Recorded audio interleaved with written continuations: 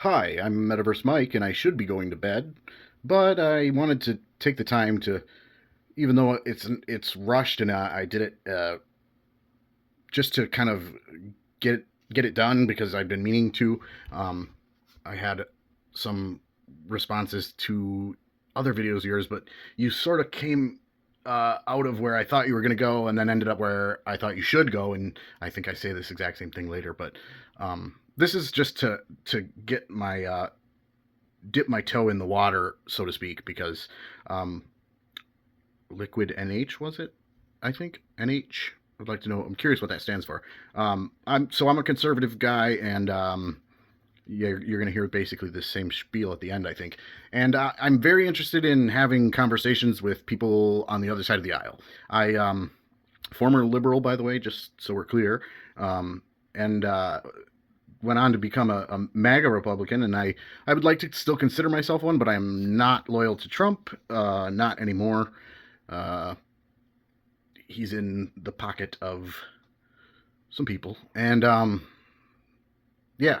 So we don't have to get super political. We don't have to get anything. I could just be spitting in the dark here, but um, these will be better. I just sometimes have a hard time uh, finalizing the thoughts. It's like they sound real good, and then I try to say them, and I think the problem is I think them all real good, but I don't do enough actually speaking them, presenting them. So I have a hard time articulating the thoughts that I have fully, and it's sort of a what do you call that? Cognitive dissonance because I feel like that shouldn't be an issue, so I'm like stressing me out a little. But here, this is just a real quick. I think I maybe respond to one or two things that I thought. But again, you did a few things in this one again where, and I think this is why I like the videos that you've made for the most part, even not really agreeing with a decent portion of it. I agree with more of it than I thought I would. And but yeah, it seems as though you're at least a reasonable person. I hope. No homo. Talk to you later. Like the degree to which biology plays a role in discussions of like trans politics. And no, I would love to talk about that in a reasonable way. thought provoking, but aren't men like slightly taller, right? Like if you can philosophize about something for hours and hours and hours, and then be taken down by just a basic disagreement over the facts of the situation, that kind of makes that philosophy no longer worth your time. I'm curious if you had any specific examples in mind discussing this. Or facts, or on a basic level, how we should think about concepts. I'm much more interested in that than I am long-winded, flowery language that can then be taken down by the introduction that there's a factual disagreement here. Um,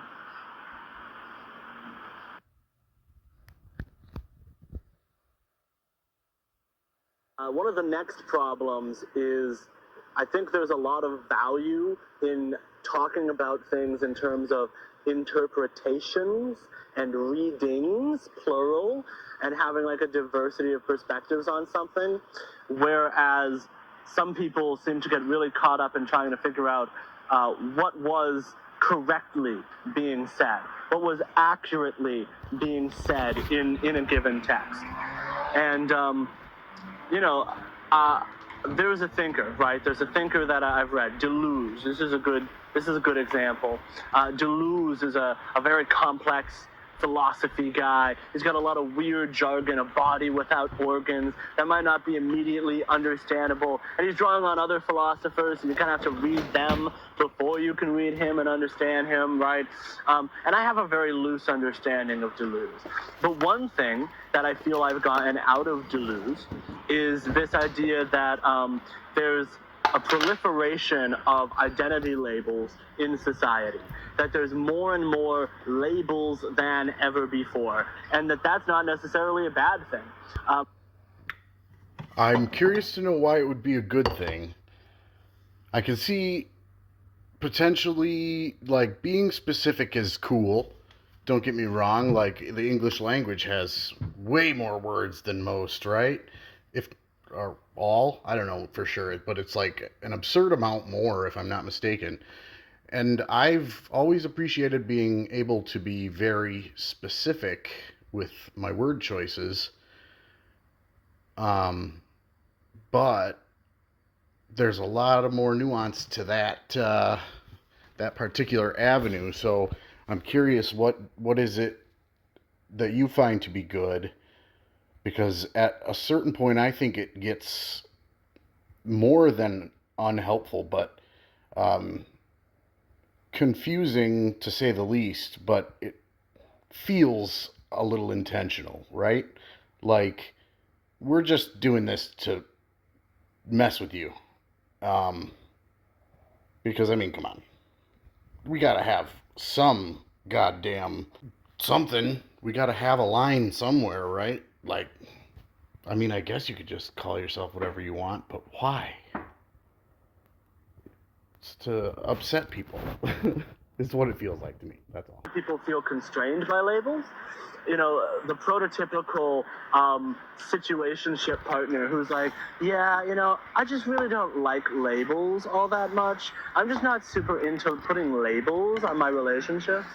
That I think that might be just more another way to say somebody who's afraid of commitment or who can't be serious enough to be depended upon. Um, or you could say she just doesn't like you that much or she's a slut. Any of those kind of work for me. I mean, same happenstance, different lenses. Like all of these genders and stuff, like can we just make a new thing like that isn't a pre-established idea and create a new category? Like if you want to be a zippy wiffle duppin crupper, you know, whatever, you can be that, but let's not make it something that we already use for medical things, for identification. I mean, we use that. It has a purpose, and we have a way that we do it. It's okay to be inside the box sometimes. Um, this is the interesting like dynamic of like liberal conservative. Liberals tend to think in a more forward facing future type of way, and conservatives want to preserve what works. At least that's how I see it. That's the basic idea, right? And I think that you have to have a balance of the two in order for it to work. Like progress isn't just good inherently. I mean, there are things we need to remember about what works and what doesn't. Anywho, entirely possible because these philosophical texts are so goddamn impossible for a normal person to read. Even I think a pretty above average intelligence person, to toot my own horn a little bit, right? you think I'm going to talk about your intelligence? I am not. Um, it's not philosophy, but the the two things in my life that I tried to read that made me feel this way were H.P. Lovecraft and the Silmarillion. I gotta think about the language too goddamn much, at least with Lovecraft. Like, I have to actually think about these words aren't necessarily all automatic. I've got a decent vocabulary, but if I have to every other word be like, okay, what does it that mean? Okay, I got it. Yep. Okay. Like you were trying to say something so simple. It's like what you were talking about before with the inaccessible language. But again, I think that might be sort of a tactic. And then the Silmarillion. I feel like I almost don't even. I bet you've either read or tried to read it. So yeah, I don't really believe in figuring out who's right. And Do you, sir, believe in an objective truth? this idea that in order to understand whatever concept you're trying to understand, you have to go back to the original text. It's of the utmost importance that you personally, all of the previous books they wrote, summarize and paraphrase that as efficiently as they possibly can, doing it the exact opposite of the right way. Whoa. Almost never anywhere else in the world are people like, oh no, you can't read a paraphrased version of an idea. How about a court of law? You have to read the original idea. The most modern thing, the most recent thing. I'm very pro paraphrasing. And I think it's really only in certain political circles that there becomes a resistance to the concept of paraphrasing. How about in a court of law? Almost never anywhere else in the world are people like, oh no, you can't read a paraphrased version of an idea. You have to read the original idea. And I guess I understand the court of law is not like a marketplace for ideas or anything, but that's an example, anyways. I don't think that's almost ever the case. You're fundamentally losing something vital about the original text that proves that you're missing something. I gotta say that yes, actually, you are losing something. Well, so let's start here. So for one thing, if you're paraphrasing, you're just being less specific. And I was pretty sure that we were on board together with the specificity that one is allotted um, with so many words. Maybe it was words and subcategories of gender is not equally, um, they're not, in the same ballpark or something, but I feel like they probably are, at least enough. I don't think it's useful to change a category we already have that's used for things that are important, the medical, the just identification in general. But that's a little besides the point, I guess. You are losing something when you're less specific because the picture that you can paint in someone's mind is diluted now.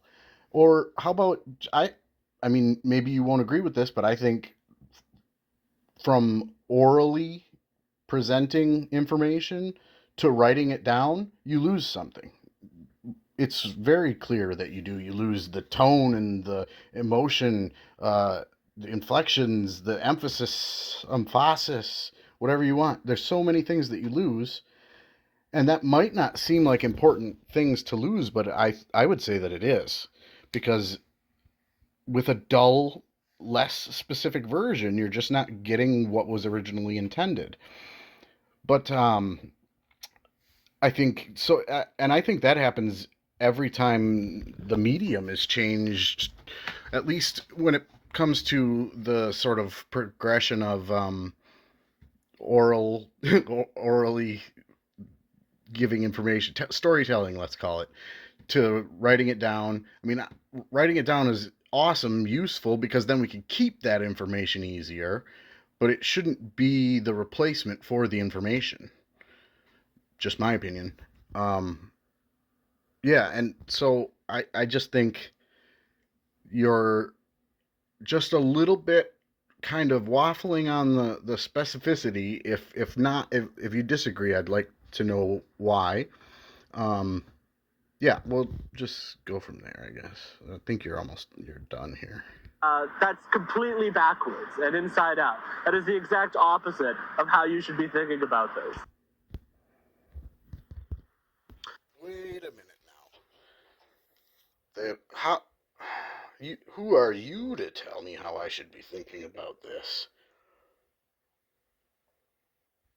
That's all right. I do value the idea of even being able to think about things in a different way.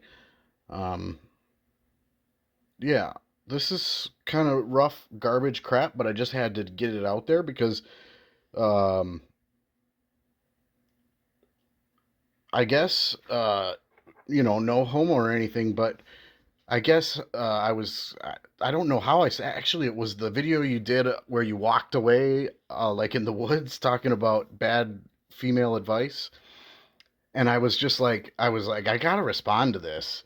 Um, and I did actually. I have it somewhere. I tried to, but I found that although I don't agree with most of what you said in there, kind of like fundamentally, and I can't remember how you did it, but you sort of, towards the end, you sort of wrapped it up, and I was like, yeah, well, all right. Like, you had the right answers then so you had come to the correct, or maybe not correct, but you had come to the answers I thought that one should, when I did not think that you were going to.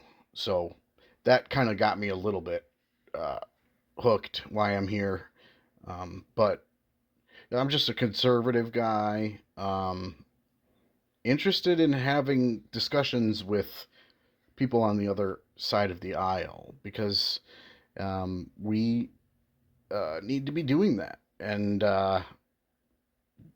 everybody's just focused on rage bait and being angry about things. But, well, what are we doing? Like, let's do something instead of pontificate on it. Like, nobody's helping anyone. We're all just like, goddamn blacks, goddamn Jews, gays. Like, and it's the other way around, too. You guys have your Nazis and all this crap we're not. But anyways, I'm not trying to get into all that just yet here. So, yeah. All right. Peace.